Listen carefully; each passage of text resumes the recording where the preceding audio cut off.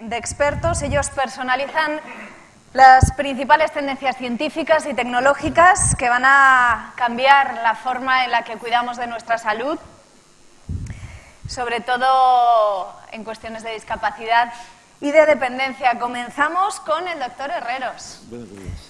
Es muy conocido por muchos de nosotros.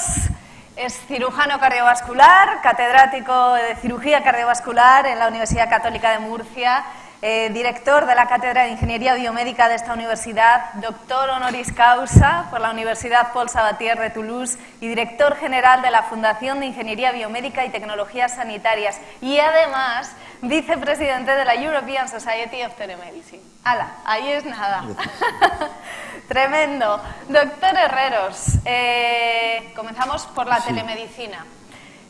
Ignacio Aizpún, al principio de la mañana, pues nos ha descrito el paradigma en el cuidado de la salud, poniendo especial foco en la cronicidad, en la discapacidad, en la dependencia. En este sentido, ¿cuál va a ser la contribución de la telemedicina a esta nueva atención más personalizada, más participativa, más preventiva y precisa? Bueno, yo creo que tenemos que empezar por definir qué es la telemedicina.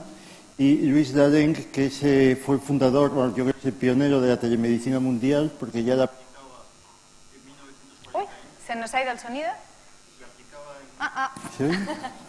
La aplicaba en 1948 en barcos de pesca de ultramar por ondas dodecafónicas.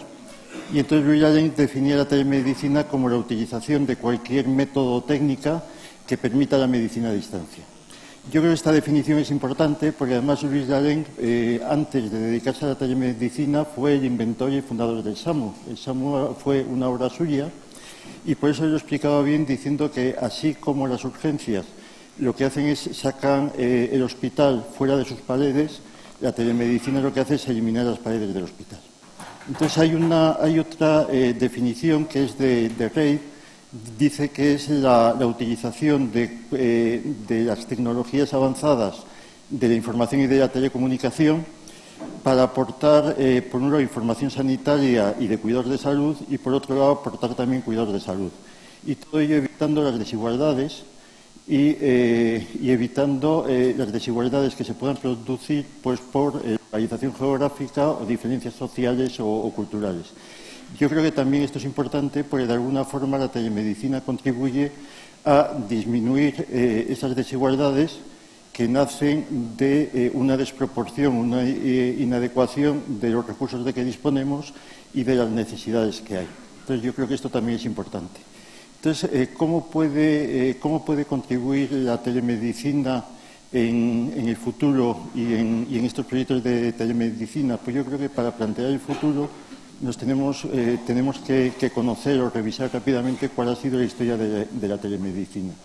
La telemedicina nace sobre todo cuando se desarrollan servicios de comunicación y al mismo tiempo surge una emergencia que necesita un médico con presencia allí. Y por eso la telemedicina prácticamente se empieza, yo no sé si Laura Roa está de acuerdo, la telemedicina se empieza a desarrollar sobre todo cuando se inicia la carrera espacial y con la NASA y se lanzan hombres al espacio en la década de 1960 y entonces ya eso se dispone de dispositivos en las naves y en los trajes de los astronautas de una forma que permita registrar parámetros fisiológicos y que permita también resolver problemas que puedan surgir. Eso es interesante porque siempre se dice, ¿para qué sirve la exploración espacial? Bueno, pues esta es una aplicación de esta investigación. Curioso, la exploración espacial ha servido no solamente para eso, y esto no tiene nada que ver con la telemedicina, sino también para la cirugía robótica. El sistema Da Vinci, que se utiliza ahora para cirugía mini-invasiva, la cirugía por robot, el Da Vinci, que se está utilizando pues, en cirugía cardíaca muy poco, pero sobre todo en cirugía urológica y cirugía general. El origen también fue de la NASA para la posibilidad de poder intervenir pacientes, de poder intervenir astronautas que tuviesen problemas quirúrgicos durante los vuelos espaciales. Entonces voy a hacer un repaso muy breve de la historia un poco de la telemedicina. Se inicia en los años 50, cuando con con los primeros desarrollos de la televisión. La electrónica es analógica y por lo tanto es de muy baja calidad, y por eso se empieza a desarrollar solamente para, de alguna forma, atención psiquiátrica, porque no había calidad suficiente calidad suficiente para poder transmitir imágenes con calidad. En 1960 ya la televisión ya está en más auge, está más desarrollada, pero sin embargo todavía la calidad de la imagen no es suficiente, y por eso se continúa con la psiquiatría, sobre todo el Instituto Psiquiátrico de Nevada, pero sí hay una aportación importante, y es que el Hospital General de Massachusetts se une y se conecta con el aeropuerto de Boston de alguna forma para seguimiento, tratamiento y resolución de problemas tanto de empleados como de pasajeros y de usuarios del aeropuerto. En 1970 ya, con el desarrollo de los satélites artificiales, permite la transmisión de señales a grandes distancias, y de ahí que, por un lado, la NASA establezca los requisitos mínimos que debe tener la imagen para el diagnóstico, y, por otro lado, se unen 26 puntos diferentes de Alaska para atención de telemedicina. Seguimos, y ya en la década de 1980 ya es la época ya se empieza con las autopistas de la información, y dentro de esas autopistas de información, por ejemplo, la Clínica Mayo tenía 3 hospitales en Estados Unidos, se unen por telemedicina, el de Rochester, en Minnesota, el original, el de Fort Dale y el de Jacksonville. La NASA ya desarrolla el primer proyecto fuerte de telemedicina internacional, que es durante el terremoto de Armenia, en el que ya los afectados y los heridos por el terremoto de Armenia son dirigidos y tratados desde Estados Unidos. Y en 1989 Luis Daren funda el Instituto Europeo de Telemedicina en Toulouse, que actualmente está conectado con 6.000 puntos de telemedicina en el mundo. Y después ya entramos en la década de 1990, en el que ya realmente es la eclosión. Ya no solamente se desarrollan proyectos con ayudas o con subvenciones nacionales, sino que ya empiezan las primeras empresas a desarrollar proyectos internacionales.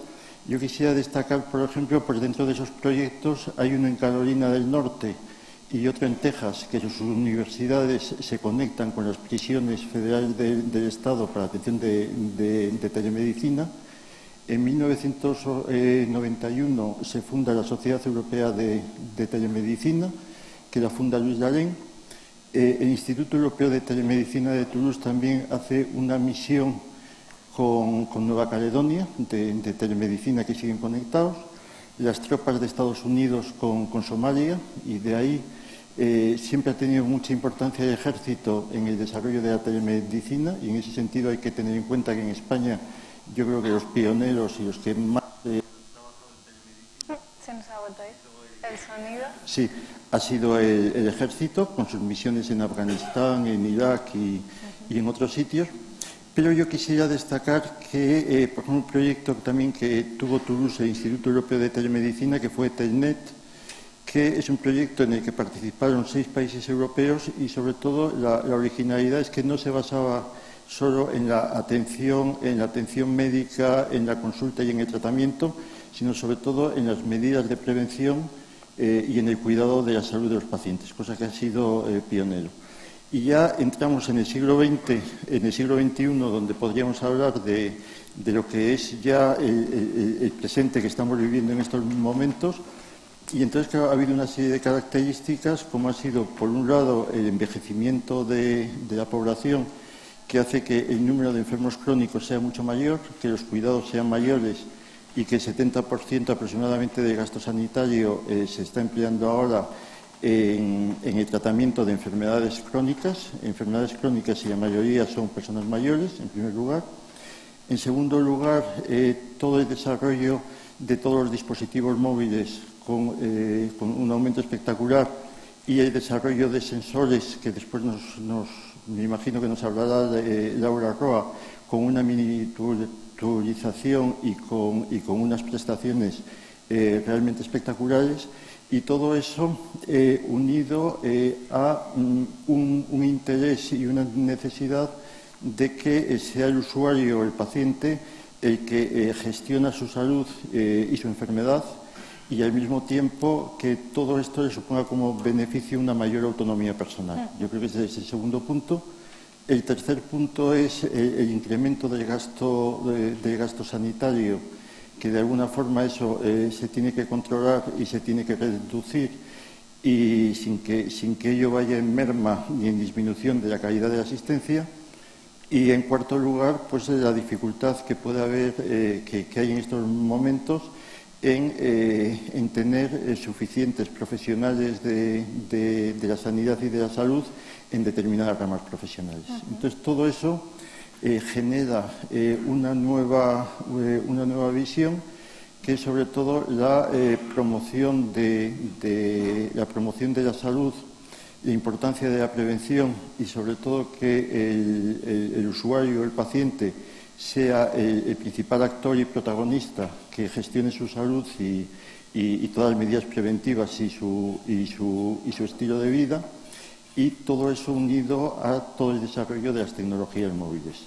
Por ejemplo, hace 2 años publicamos un artículo sobre los dispositivos móviles que se habían desarrollado en cardiología, las apps, y en 2013 había publicados en revistas científicas 720 apps dedicadas solamente a la cardiología. Imaginaos el crecimiento especial. De apps, y eso es lo que estamos viviendo en este momento. Entonces, claro, ¿cómo va a ser el futuro? Si el futuro lo dividimos en futuro inmediato, futuro del presente y futuro del futuro mejor no hablar porque no tenemos ni idea.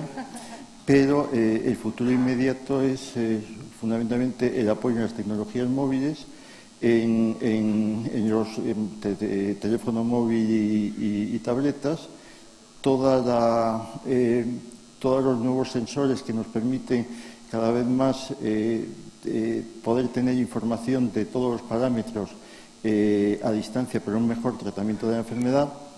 Y que sea el paciente que gestione su sanidad, que gestione su salud y el seguimiento de la enfermedad. Y por eso, eso es un poco el futuro inmediato, y eso se une con el futuro del presente, que yo creo que el ejemplo es el proyecto Epsilon, que está liderando Ignacio, donde todo eso se integra en una plataforma que realmente integra los avances técnicos en telecomunicaciones y en todo el desarrollo de sensores, con todo el manejo de grandes bases de datos, y no solamente en cuanto a medidas o parámetros de enfermedad y de salud, sino también del entorno psicosocial del individuo, y todo esto integrado para poder desarrollar una plataforma que nos permita realizar estudios predictivos que vayan en beneficio de la salud, de la gestión por su salud del propio usuario o paciente, y todo eso con una medicina personalizada, que esa medicina personalizada yo creo que la definieron muy bien los trasplantadores ingleses hace ya 4 décadas, cuando decían que con el tratamiento inmunosupresor de cada trasplante, que había que ser como un sastre que diseña un traje a la medida de cada paciente. Entonces yo creo que este proyecto Epsilon, yo creo que no es, aunque vaya a ser el futuro inmediato, conceptualmente, si no lo conociésemos, pensaríamos que podría ser el futuro del presente, un paso más avanzado. Pues muchísimas gracias. Doctor Herreros, nos has hecho un análisis y un background que nos ha servido para conocer toda la historia de la telemedicina, y está claro que ha venido para quedarse, y que con los dispositivos móviles, ¿no? Pues desde luego que va a ir a más y va a dotar de mayor independencia a los pacientes y a los pacientes, a personas con necesidades de apoyo especial y a todos, porque es algo que al final nos toca a todos. Es el turno de Laura Roa. Antes hemos estado hablando y no te había reconocido. Fíjate. Laura Roa es catedrática de Ingeniería de Sistemas y Automática de la Universidad de Sevilla. Fue fundadora de la Sociedad Española de Ingeniería Biomédica y durante años fue su presidenta. En el programa podemos ver que es miembro del Ciber BBN. Así que antes de entrar en materia, pues cuéntanos en un minuto qué es esto, lo del Ciber BBN. Es un centro de investigación biomédica en red. Entonces hay distintos ciber para distintas enfermedades. Concretamente, el que mi grupo de investigación pertenece es al ciber en bioingeniería, biomateriales y nanomedicina. Entonces hubo una selección a nivel nacional y se eligieron a unos grupos de investigación, que somos los que están este año. Ha habido también otra ampliación. Pues, buenos días. Primero que nada quería agradecer a Ignacio Ayfun su invitación a participar en este foro, que me parece sumamente interesante. En segundo lugar, pedirle disculpas porque voy a leer un poco las ideas que traigo, porque no quiero dejarme ninguna, y como hoy estoy dando de viaje desde las 6:30 de la mañana, no vengo con mi mejor cabeza. Así que vamos a intentar de centrar un poquillo por dónde van o cómo vemos las cosas y las tecnologías, y después, por supuesto, de hablar más en general, podemos entrar en las implicaciones de diseño de tecnología que pueden tener todos estos nuevos paradigmas que están apareciendo o que son cierta realidad. Ha descrito perfectamente el doctor Herrero el contexto social en el que estamos. Envejecimiento de la población, escasez de recursos, necesidades sociosanitarias que hay que cubrir, cronicidad, entendiendo enfermedad crónica en un amplio espectro de consideraciones, y vemos cómo el envejecimiento de la población llama a nuevas soluciones y escenarios para enfrentar la creciente demanda de servicios sociosanitarios. Uno de los principales focos en este campo es el de prolongar la autonomía e independencia de los mayores en su hogar a través de entorno de vida asistido. Fijaros que el concepto de entorno de vida asistido es la diferencia que hay en la aplicación a un entorno sociosanitario de lo que es el Internet de las cosas. En mayor o menor medida, dependiendo de la complejidad y la gravedad, el hecho de tener o padecer una enfermedad crónica supone una limitación en muchos aspectos de la vida, y no solo de la salud. Por lo tanto, el término cuidados crónicos abarca una serie de servicios, tanto médicos y sociales como de soporte y apoyo, que van más allá de los cuidados agudos, y que sería beneficioso que se empezaran a aplicar este concepto de cuidado incluso antes de que pudieran aparecer síntomas de enfermedades. Las organizaciones actuales no pueden dar respuesta a estos retos, ya que no son adecuadas para dar una asistencia integral al número creciente de personas con limitaciones, enfermos crónicos y mayores. Están concentrados alrededor de expertos altamente especializados y centralizados en grandes hospitales enfocados al cuidado de pacientes agudos. En este contexto, el desarrollo y madurez alcanzados por la TIC ha permitido la aparición de un nuevo paradigma, el de salud, que podemos considerar como la última generación de la aplicación de la TIC a ese cuidado integral al que se va de la salud. E-salud tiene un matiz diferente respecto a las anteriores aplicaciones de la TIC, al centrarse más explícitamente en nuevas tecnologías para el autotratamiento y el autocuidado del ciudadano, el cual va a tener un papel mucho más activo en el control y tratamiento de sus limitaciones o de su enfermedad. En particular, hay que reseñar que E-salud pone especial énfasis en el diseño de herramientas y servicios que pongan a la ciudadanía en el centro del proceso del cuidado integral de la salud. El paradigma de salud está dando pie a nuevas fórmulas asistenciales para la atención especializada como alternativa a la hospitalización tradicional, tanto en régimen ambulatorio como domiciliario. La provisión de servicios fuera de la organización sanitaria tiene tres grandes ventajas. La posibilidad de contar con información longitudinal del usuario a través de sistemas cooperantes y en diversos puntos de cuidado. Segundo, el aumento de la comodidad del usuario al recibir los cuidados que necesita en un entorno familiar como es su hogar. Y tercero, la reducción de la carga económica de traslado y hospitalización. Esto supone una componente muy grande de sostenibilidad porque descarga a los sistemas sociosanitarios. Las organizaciones actuales necesitan transformarse en sistemas distribuidos y locales que ayuden al empoderamiento del usuario para gestionar su propia salud en forma de estilo de vida, cuidados preventivos e intervenciones proactivas. Los retos tecnológicos que implica el desarrollo de los sistemas de salud requieren también la gestión de grandes volúmenes de datos de los ciudadanos, provenientes de información distribuida y de fuentes heterogéneas, como puede ser información genómica, proteómica, historia clínica electrónica, dispositivos de monitorización, etc., que requieren la investigación de métodos y técnicas de Big Data que permitan su integración para la generación de conocimiento útil para los profesionales sanitarios, el propio usuario final, que es el más interesado en el cuidado de su salud y de sus cuidadores, en línea con los nuevos paradigmas sanitarios de medicina preventiva, medicina basada en la evidencia y medicina personalizada. Me gustaría, por último, dejar así algunas ideas.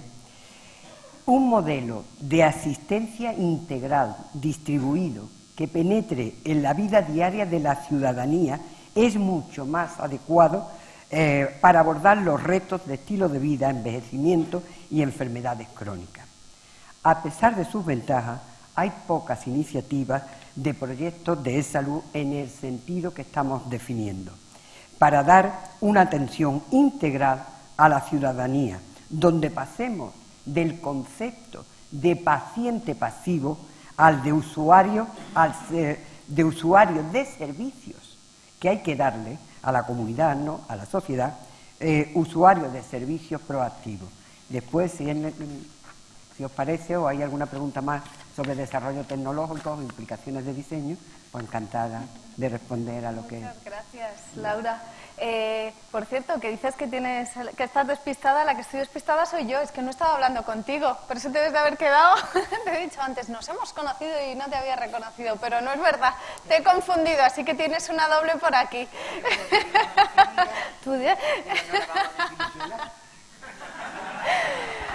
¿Algo que añadir?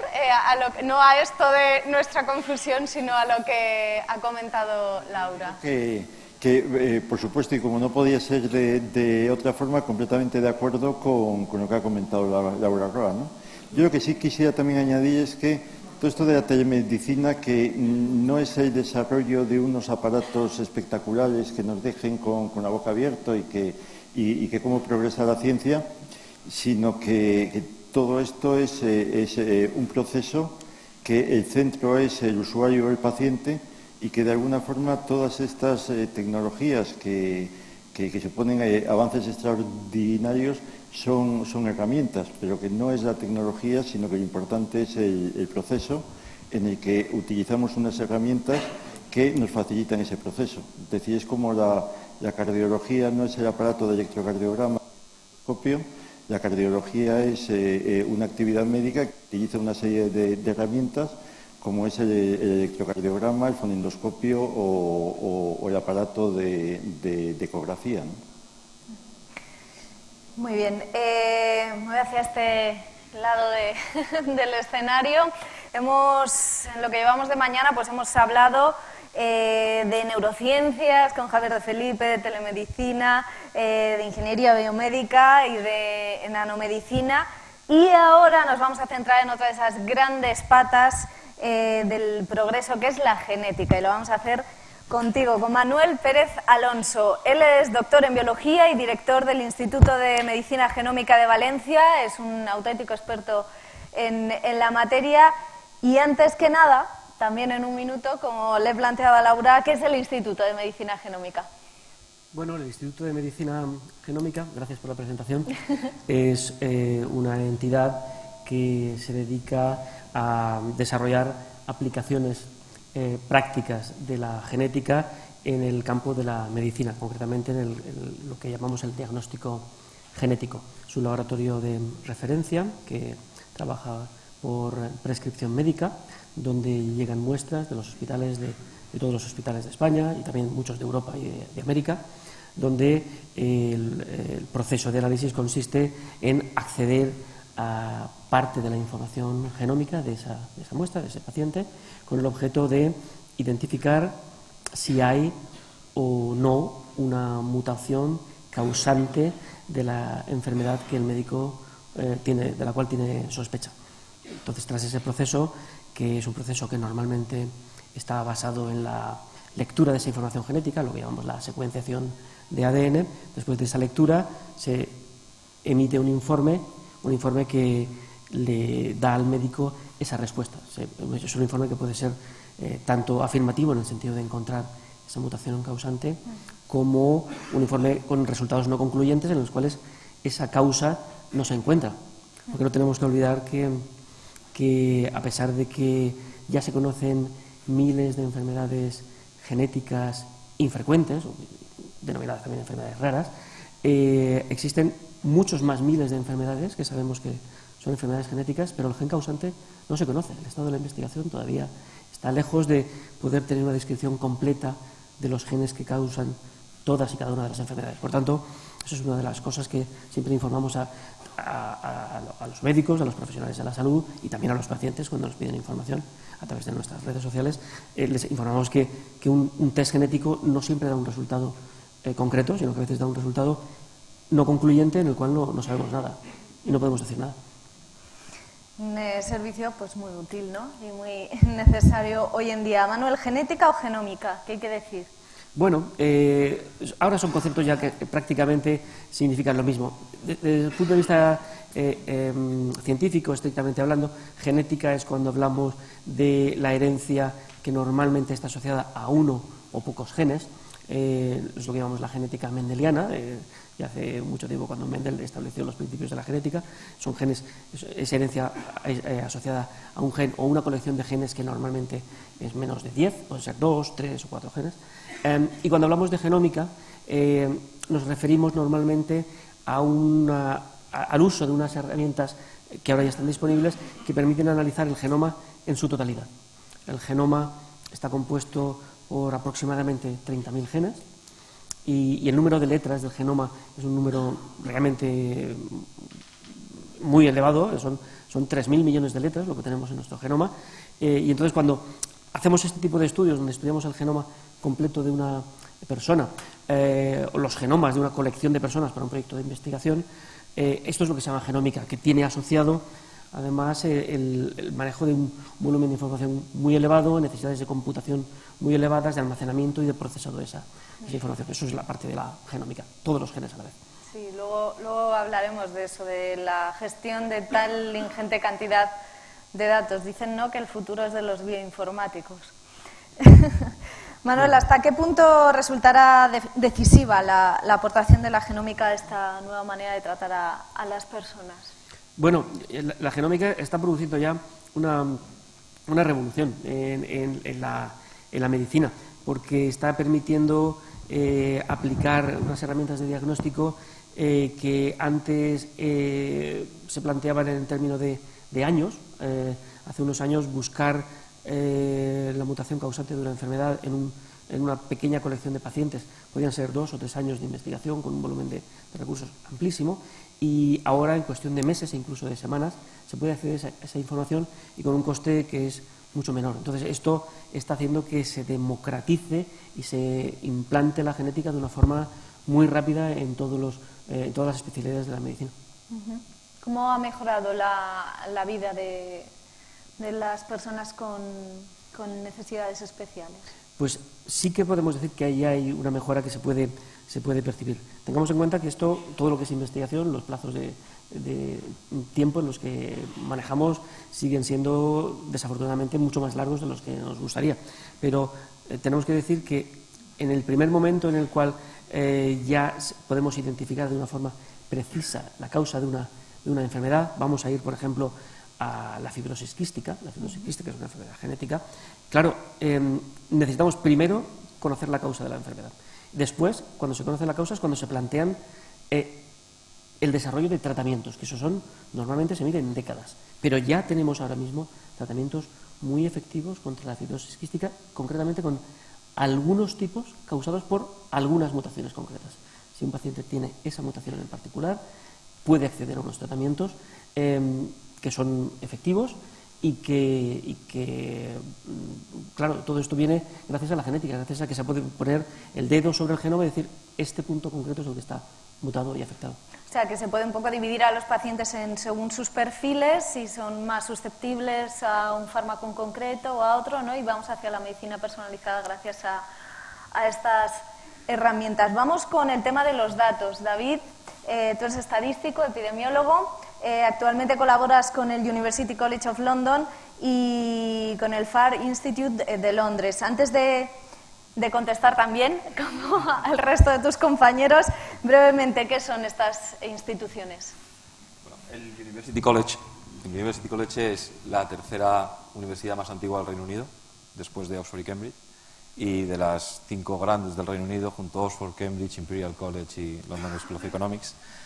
Actualmente es parte de la Gran Universidad de Londres, que es una universidad paraguas que engloba distintas universidades realmente. Tiene mucha tradición, el University College es de las buenas. Y luego el FAR Institute es una apuesta del gobierno británico para hacer un instituto donde recogen las bases de datos de historias clínicas del Reino Unido, bueno, en concreto de Inglaterra y Gales, porque Escocia e Irlanda del Norte van por otro lado. Pero lo que se está tratando es de coger toda la información de las historias clínicas, tanto de atención primaria como de atención especializada, que son los hospitales, como de determinados registros de enfermedades. Incluso ahora también intentan meter las imágenes médicas y la bioquímica y eventualmente la genómica estará incluida. Entonces, tratar de crear un instituto donde todas estas bases de datos vayan confluyendo y se vayan ligando. Puedes seguir la vida de un individuo, ellos dicen, desde la cuna hasta la muerte. Y entonces todos sus registros queden ahí y todo esto con la intención de hacer investigación. Es un instituto para utilizar toda esta información para poder aumentar nuestro conocimiento sobre la medicina y la biología. ¿Y qué nos puedes contar sobre cómo están cambiando las cosas utilizando toda esta gran cantidad de información, ¿no? ¿Cómo están cambiando las cosas? Como el tratamiento de las enfermedades, la prevención. Cuéntanos un poco. Pues lo que está ocurriendo es que de momento la tecnología y la cantidad de información va más rápido de lo que los expertos en analizar la información están reaccionando. Entonces, toda esta Big Data, que todo el mundo habla de Big Data, nadie sabe muy bien lo que es, pero básicamente es un tsunami que se nos echa encima. Entonces, es un tsunami en el que va a permitir la medicina personalizada. La cantidad de personalización, el grado de personalización de la medicina, depende del grado de personalización de la información que tenemos. Yo solo puedo hacer medicina personalizada si tengo información personalizada. Puedo utilizar la genética porque es personalizada y entonces te puedo personalizar el tratamiento. Pero la medicina que se hace hasta ahora en el mundo, el 99,99% de la medicina, está basada en información sobre grupos. Por ejemplo, si tú vienes con un problema de tensión, bueno, con un problema y yo quiero ver si tu presión arterial es adecuada o no, yo te tomo la presión arterial una vez. Tengo muy poquitos datos de tu presión arterial. Y para decidir si eso es raro o no, elevado o muy bajo, tengo que compararlo con estudios de la presión arterial que se han hecho en muchos individuos. De cada individuo tengo muy pocos datos, a lo mejor un dato de presión arterial, pero pongo muchos individuos juntos, tengo una media de esos individuos, un rango de normalidad y veo si tú estás ahí en el rango. Entonces estamos utilizando la información grupal y la estamos extrapolando para cada paciente que va a la consulta. Y esa es la forma que se ha hecho medicina durante toda la historia, básicamente toda la vida, y es la razonable porque no teníamos otra forma de hacerla. Lo que permite ahora esto nuevo, el Big Data, es que cada individuo genere muchísima información durante su vida. estas nuevas tecnologías que permiten medir constantemente y muy habitualmente pues, la presión arterial y otros parámetros, nos van a permitir que cada individuo genere tantos datos que ahora yo puedo hacer estadísticas sobre cada individuo.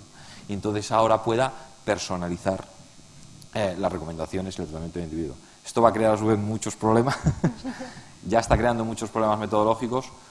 Los primeros que se han dado cuenta son los informáticos y los ingenieros, que han dicho estos datos vienen de todos lados, se miden en distintos lugares, en distintos momentos, hay que integrarlos, y eso es lo que ellos llaman los problemas de Big Data. Todo el mundo cuando habla de Big Data son problemas tecnológicos de integración de datos. Pero el siguiente problema, una vez que los consigamos integrar y tener todos disponibles, es cómo los analizamos.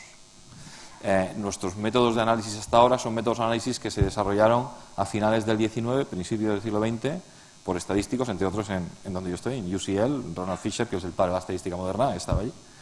Entonces todavía estamos utilizando las técnicas estadísticas que se desarrollaron hace un siglo y pico, pero con esta nueva cantidad de datos se nos van a quedar cortas, es imposible. Tenemos que empezar a imaginar, a crear, a pensar, a adaptarlas.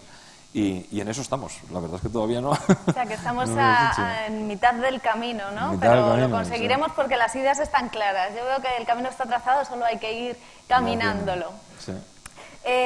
Con la perspectiva que te da estar trabajando en lugares que son un referente a nivel europeo, bueno, ¿qué se cuece ahí? ¿Qué proyectos conoces que estén avanzando en el tratamiento de datos? Ahora mismo, sí. Con esta explosión de las tecnologías hay muchísimos proyectos. Hay calls, el gobierno británico y los gobiernos europeos hacen llamadas para que la gente pida proyectos de investigación, los grupos de investigación pidan proyectos de investigación y en particular ya ponen títulos como queremos proyectos de investigación en telemedicina, por ejemplo, o en lo que llaman mHealth, ahora que es medicina móvil, que es utilizar cacharros, artilugios que uno se puede poner en el cuerpo y le miden cosas y entonces eso retransmite datos, utilizar los teléfonos móviles. Entonces hay muchos proyectos. Yo estoy metido en algunos en el Reino Unido, que es ensayos clínicos con teléfonos móviles y cosas así. Pero la mayoría de estos proyectos parten de que gente que es bastante lista ve estos aparatos y dice, vamos a ver si podemos utilizar este aparato para medir algo más. Vamos a utilizar... Pero generalmente se quedan ahí, se quedan en medir cosas que luego no sabes muy bien qué hacer con ellas o cómo va a cambiar eso nuestra forma, la forma de los médicos de hacer medicina, o la forma de la sociedad de tratar a los pacientes o de mejorar la salud, no solamente a los pacientes que están enfermos, sino a la gente normal, cómo mantener su salud. Entonces hay pocos proyectos que integran el uso de las nuevas tecnologías con cómo va a cambiar eso la sociedad. Poquitos, pero por ejemplo, curiosamente aquí a TAM, nosotros queremos participar en el proyecto de Epsilon, nos parece muy interesante porque precisamente el proyecto de Epsilon empieza desde el otro lado, vamos a generar un montón de datos, ya veremos cómo los generamos, pero cómo nos van a cambiar estos datos, el tratamiento y el manejo de las personas, de los pacientes y de las personas enfermas y sanas en general, ¿no? Entonces, mucha gente está ahora apuntándose a este nuevo cargo de las nuevas tecnologías y tal, pero yo creo que hace falta enfocarse en tener mejores ideas de cómo se va a utilizar esto y para qué se va a utilizar esto. Bueno, pues sin duda es un campo en plena efervescencia. Sí. Veremos cómo progresa. Habréis observado, muchas gracias David, que tenemos una silla de más, un invitado sorpresa que no figura en el programa. Él es Albino Maya, es doctor en psiquiatría y se formó, entre otros lugares, en la Escuela de Salud Pública de Harvard. Actualmente coordina la unidad de neuropsiquiatría de la Fundación Champalimot de Lisboa, que es una institución dedicada a prestar servicios de atención clínica, sobre todo a enfermos crónicos. Desde el año 2012 desarrolla un programa de investigación en neurociencias centrado en comportamiento, pero es uno de tantos. Son innumerables los proyectos de investigación que llevan a cabo en sus instalaciones en Lisboa, junto a la Torre de Belén, nada menos. Doctor Maya, le vamos a hablar en inglés. A ver qué tal. Thank you very much for coming and joining us today. It's an honor to be here with you. So, as an expert in healthcare, what do you think about how this disruptive transformation of technology and society is affecting mental health field? Antes de más, quería agradecer a Ignacio y a TAM y a Viver Libre por la invitación por estar aquí y pedir disculpa porque voy a hablar en inglés. So thank you very much. Thank you for your question. I think actually mental health is an area where these new developments in not only in collecting data, but also in the capability of delivering care could be one of the areas where this is more revolutionary.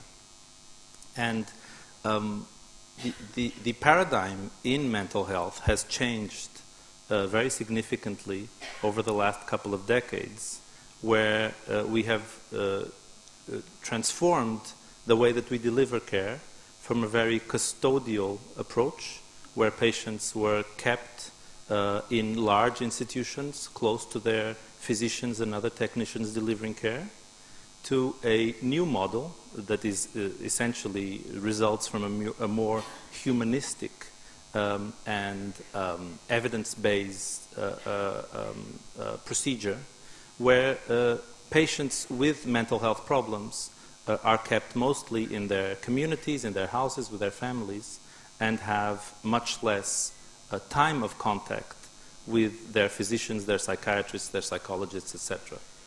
So I think this has definitely created a very big challenge for mental health, which is a challenge of the amount of observation time we have with our patients on one hand, and the amount of treatment time that we have with our patients.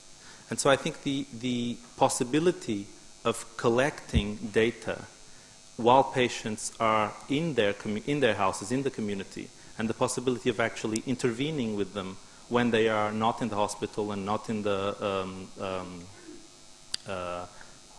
care facility, I think is in fact very useful. And the approach, the advantages for psychiatry are actually, in my opinion, even beyond the issue of the specific care being delivered to individuals, but transcend to the point of a better understanding of the disorders and the diseases that we're treating. So the issue, of course, with psychiatry in regard and mental health in regards to other medical specialties is that in fact we're dealing with problems that are almost exclusively subjective and behavioral to that individual, and on the other hand that we know much less in terms of the causes and the mechanisms that other areas know, right? So I think one of the big advantages of collecting fine-grade information longitudinally from patients is that we will have possibly better information on the determinants of disease, what is associated to the occurrence of a depressive episode, what is associated to the development of cognitive dysfunction in the long run. But what kind of data you collect? So the discussion I'm having here is at a purely conceptual level, okay, right? So one particular element of data that the group that I am coordinating at the Champalimaud is interested in, for example, are elements of movement, of motor information. And right now we're doing this in the laboratory so that we can try to extract specific signatures that we could be interested in. But of course, if we have that kind of information coming in from thousands or hundreds of thousands of individuals, it could become much more interesting. On the one hand, to allow us to have a view of determinants. On the other hand, to have access to novel kinds of information, not only to improve the quality, right, but to actually access informations that we previously had not even thought about. So this could allow for a better understanding of determinants and could ultimately also allow for a better understanding of the disorders, right? So in psychiatry we talk about broad disorders that are defined ultimately in what I believe is a hugely unsatisfactory manner because we have insufficient information.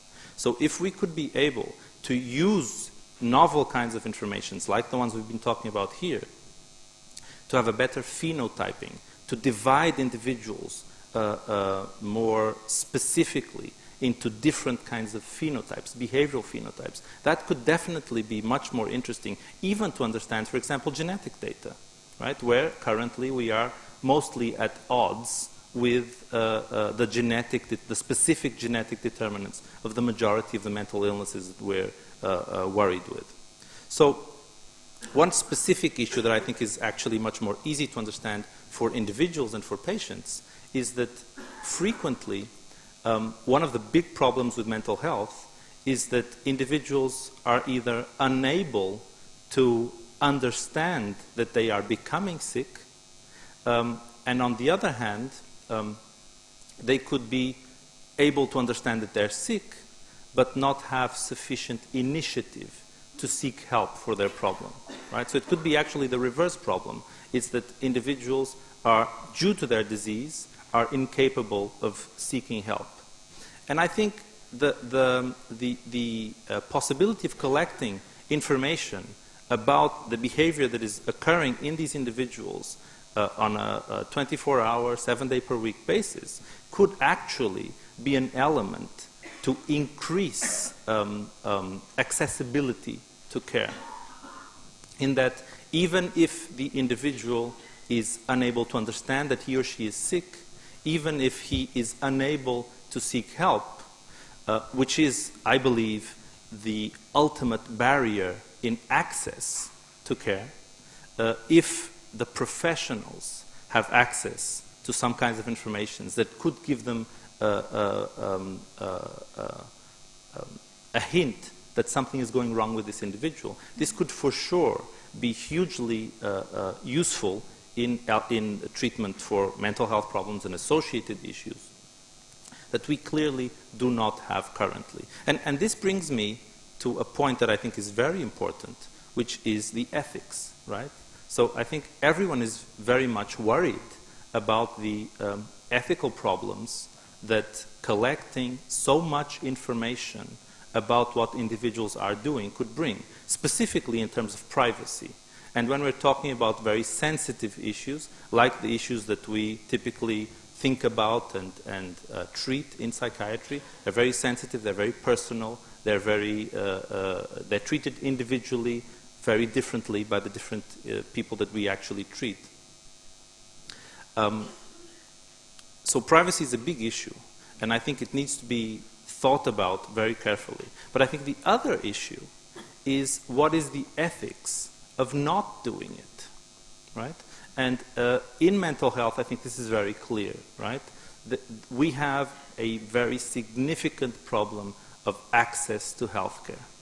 The patients that most need us are typically the ones that will have the least access to us.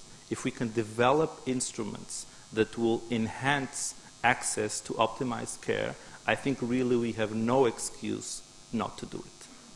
Thank you very much, Albino. Creo que David, que ya me lío, tiene algo que añadir quizá al tema de la privacidad. Sí, cuéntame. Sí, es una de las grandes cuestiones que se abre ahora con el Big Data y con el hecho de que podamos medir muchas cosas de los individuos continuamente. Y entonces en el Reino Unido, por ejemplo, están muy obsesionados con la privacidad. Yo, por ejemplo, los datos con los que trabajo solo están en un ordenador y no puedo acceder no los puedo tener en mi ordenador, tengo que acceder por un sitio seguro por internet y unas protecciones y tal. Aunque están anonimizados, soy incapaz de identificar a ningún individuo ahí, ¿no? Pero hay un problema ético. Y yo creo que lo último que ha dicho Albino es que es importantísimo. ¿Cuál es el coste de no analizar los datos? Porque el coste de analizar los datos es que en un caso muy extraordinario alguien pueda ser identificado y no sé qué puede ocurrir, que alguna compañía de seguros te suba la prima de seguros, ¿no? O algo así. Y bueno, puede haber algún remoto caso que ocurra eso. Pero cada vez, como tenemos más datos y con millones de personas, es mucho más difícil que alguien vaya a buscar. Es fácil anonimizar y difícil que identifique. Pero el coste de no utilizar esos datos es no aumentar el conocimiento. Y no aumentar el conocimiento es lo que mata a gente al final. ¿Sí? Necesitamos los datos. O sea, el entrenamiento de los médicos, y Jesús lo puede explicar muy bien, consiste en ver muchos pacientes. Y los mejores médicos son los que han visto más pacientes. Es decir, que tienen más datos. Y nadie cuestiona eso. Yo cuando voy a un médico quiero que tenga muchísima experiencia, que haya visto muchísimos pacientes. Bueno, pues utilizar el Big Data es permitir que los datos de esos pacientes sean accesibles a investigadores, no con fines lucrativos, sino con fines de conocimiento. Entonces yo creo que los comités de éticas deberían, cada vez que hacen impedimentos para que se exploten los datos, deberían preguntarse qué costes para la sociedad que no se exploten adecuadamente los datos. ¿Tenéis algo que añadir por aquí? Completamente de acuerdo. Y el coste para la sociedad y el coste para los individuos. Que puede ser un ejemplo mucho claro en la psiquiatría, el suicidio. ¿Sí? Es un evento irreversible.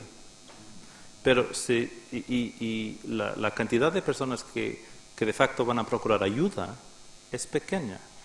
Si podemos tener acceso a información que nos lleva a procurarlos antes, es fundamental para ellos, para los individuos. Es crucial para evitar muertes.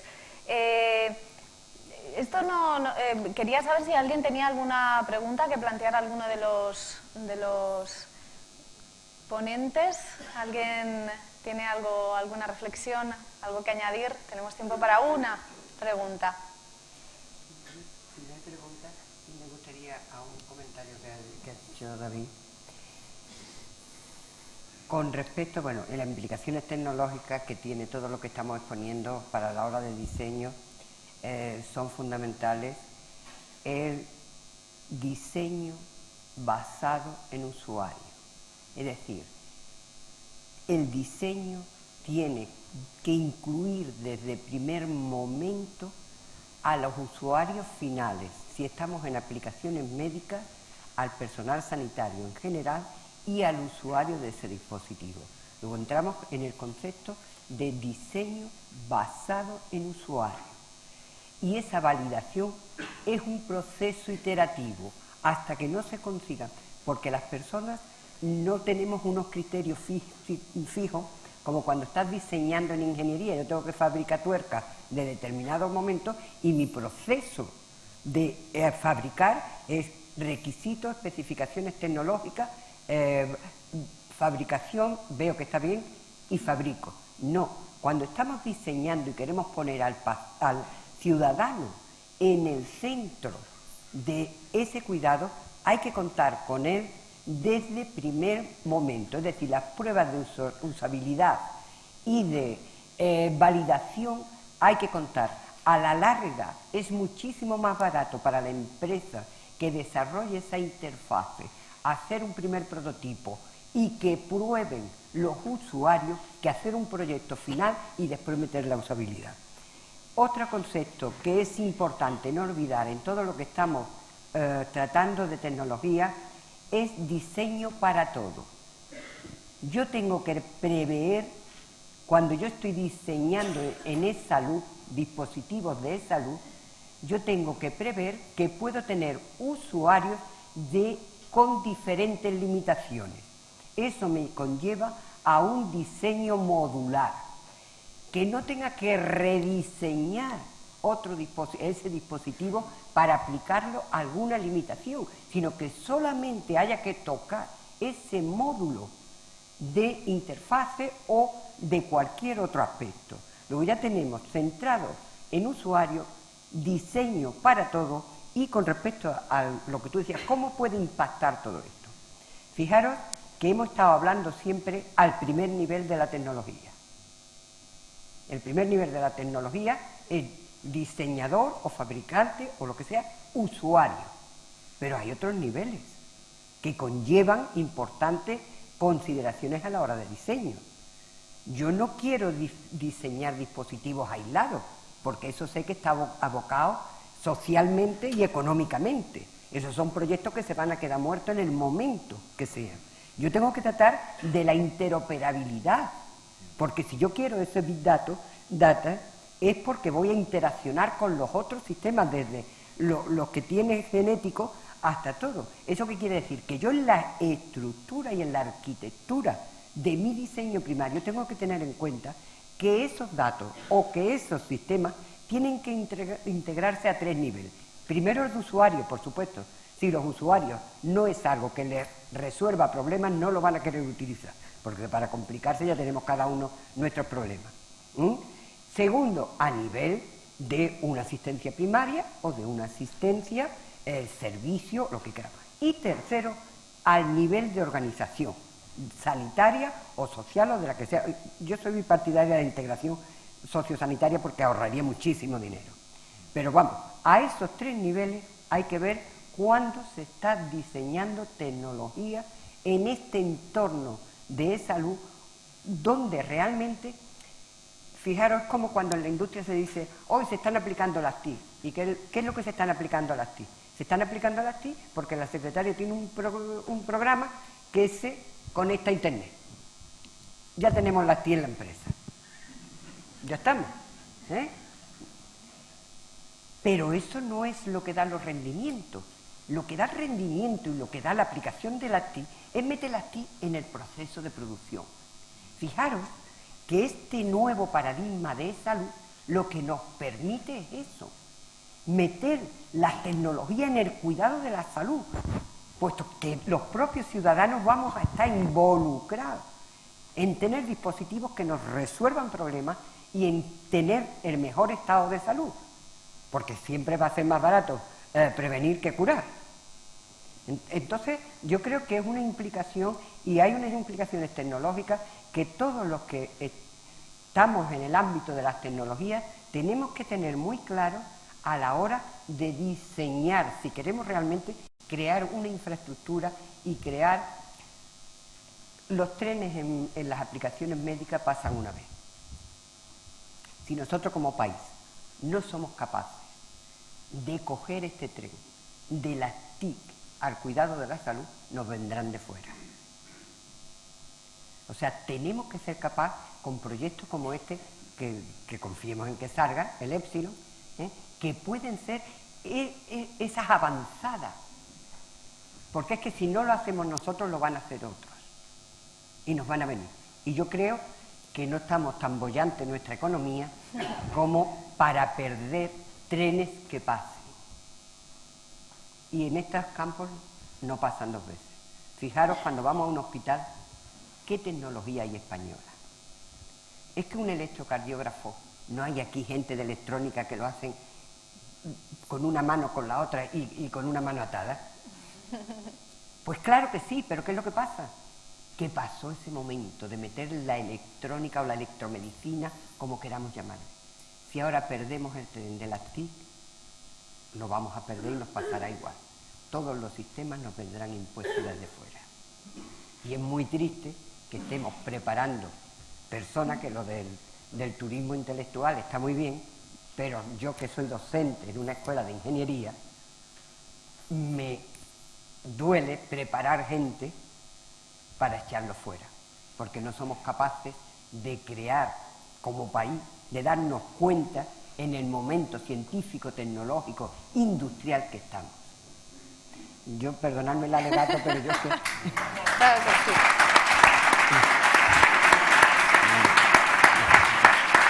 Claro que sí, Laura. Ahora que además estamos ya en tiempo de, ¿no?, de pre-campaña, digamos, o campaña ya, vienen las elecciones, tienen que aumentar los presupuestos en I+D y tiene que haber una participación o un traspaso de la investigación a las empresas como Manuel también proclama, ¿no?, y es especialista en este asunto. Cuéntame.